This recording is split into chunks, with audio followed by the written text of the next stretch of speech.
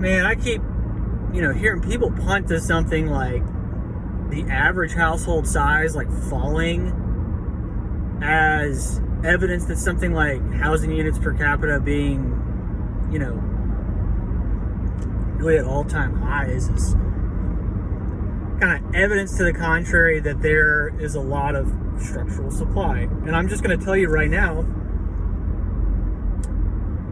that is a very half-baked take. So, look, first off, the average household size doesn't fall in a straight line. You can observe that throughout economic cycles. I've said this more times than I can count, and there's a lot of information in those bumps along the way. But if you're going to say, like, okay, well, the average household size is falling over time because, hey, we have, like, all of this incremental growth in 1 and 2 person households, well, doesn't it kind of matter who those 1 and 2 person households are? I mean, are we talking, is that on the renter side? Is it on the homeowner side? Like, what's actually happening? Right? Are these young people? Is it old people? I mean, people, like, they have no interest in looking into details. So part of the reason the average household size across all household types is falling is because we're just older as a country. Birth rates have been declining. People are, like, delaying, life choices. For example, getting married and maybe having kids. But it's not entirely something that can be explained by demographics. So in other words, another reason that we have this incremental household growth, particularly in the 1 and 2 person size households, is because of policy choices, and really what I'm saying is affluence. So even if you don't have the population, say, growing in really, like, a healthy way, and we do know that, like, population growth, generally speaking, it is slowing. But again, you can have a scenario where theoretically, the housing market can remain structurally tight because there's incremental household growth. But it's really that affluence portion that's driven this, the household sizes down in the aggregate. That is the real, weak link here.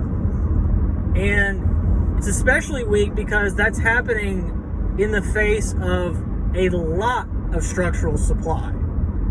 So as these households get smaller in size, they become more fragile because there are fewer potential incomes per home. And when things get ridiculously expensive as they are now, that makes the entire thing just that much more susceptible to things like job loss. But not everybody works, right? I mean, what I'm basically describing is, like, this growth that we've seen in like non-family households. So if you were to think about that on the owner-occupied side, the most cookie-cutter example would be like a widower living alone that owns their home outright. But it doesn't necessarily have to be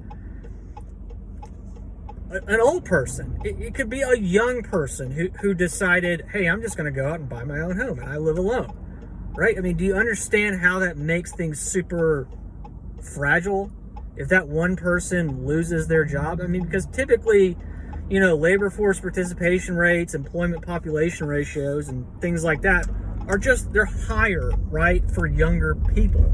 You're seeing that, right? You're seeing that play out. I just described, right, the demographic component to this, as well as just the policy choice component to this, the affluence component to this whole thing. So, look, if your expectation is that you're going to get bullish on housing because there isn't excess structural supply, because, we have all this incremental household growth, and you're not paying attention to the quality of that household growth, then you are you're missing the point. I mean, we are still, and I've said this more times than I can count. I mean, I just talked about the non-family trends, but we are still a predominantly family household country, both owner and renter occupied in the aggregate. Those households have a minimum size of 2 people. Right? 2 people. I'm going to say that again. 2 people. So, it is not going, the average household size is not going to just linearly decline to, I mean, what do you think, it's going to 1? I mean, if it goes to 1, then you have much larger issues on your hand. You're basically describing a scenario where the population is in outright decline and we're basically in Russia. People are just so naive, man. At the end of the day, housing comes down to what people can afford. Incomes do matter. They haven't mattered for a long time, but they pumped it so hard to where it does matter. So, these investors can keep bidding stuff up, and, old people can, in general, continue to transact, but transactions are obviously still low.